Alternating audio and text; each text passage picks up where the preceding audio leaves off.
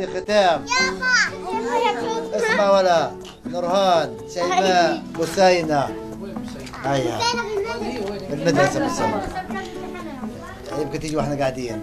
هذه الورقة ليست كشفا في الروضة أو المدرسة، إنما هي الطريقة المناسبة التي اتبعها جمال الأقرع في حفظ أسماء أبنائه ال40. راف الصغيرة وينها؟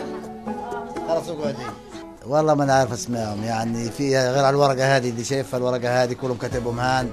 لو اجتني بطالة بعرفش غلط الورقة واصير اقول هاي الورقة ريحت عبي سلب بتنجن وتقعد 4 ساعات 5 ساعات. لو تقول لي تعال انت عد اسمائهم لحالك مش حافظهم.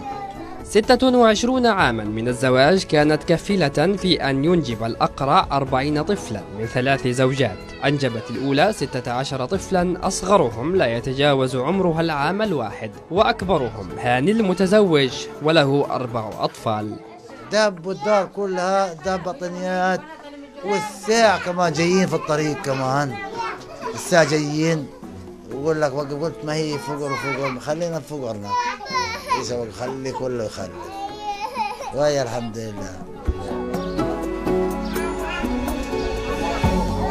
الأوضاع الاقتصادية التي تعاني منها العائلة تبدو واضحة على وجوه الأطفال، فكل يوم يأكلون العدس ولا يعرفون اللحوم إلا في عيد الأضحى. تعال شوف يا عم هاي الدار، اكشف على الدار، شوف الدار فيش فيها ولا حاجة.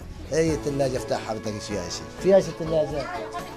والله ما تفتحها شوف الثلاجة، ما فيها ولا حاجة إلا نشرب المية، احنا نشرب مية ساقعة ما هي بتضرنا المية، توقف القلب خالص. عدد أفراد أسرة الأقرع مرشحة للزيادة، فزوجاته ال3 حوامل، وينتظرنا نهاية العام ليرتفع عدد أفراد الأسرة إلى 43 فردا. وعند سؤاله هل نادم على هذا العدد الكبير من الأطفال، علت الابتسامة وجهه وقال: بقول لك يا راجل صباحهم بس تجنن والمخ تجنين على الضمان مليح، انتش من هان وانتش من هان.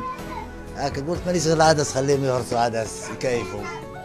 جبت لهم بيجي 3 كيلو، قلت لهم يلا قدام شوي طبخت طول الساعة. يعني بقول لك على النار في شيء ما طبخوش، وش نسوي؟ عايشين درب الحطاد. جمال يبحث عن من يساعده على توفير لقمة العيش لأبنائه وزوجاته بعد أن أنهكته الظروف الصعبة داخل قطاع غزة، وعدم قدرته على توفير طعام الإفطار قبل الغذاء يوميا لهم، ليقع ضحية المثل القائل: جوزت بنتي لأرتاح من بلاها، إجتني و40 وراها.